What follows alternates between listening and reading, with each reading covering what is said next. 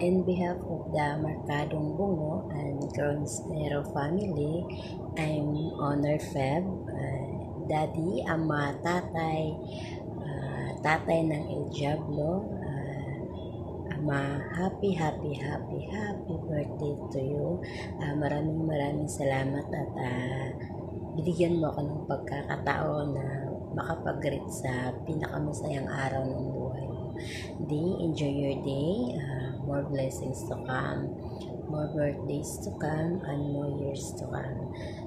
Enjoy day in your birthday. Love you and maraming salamat.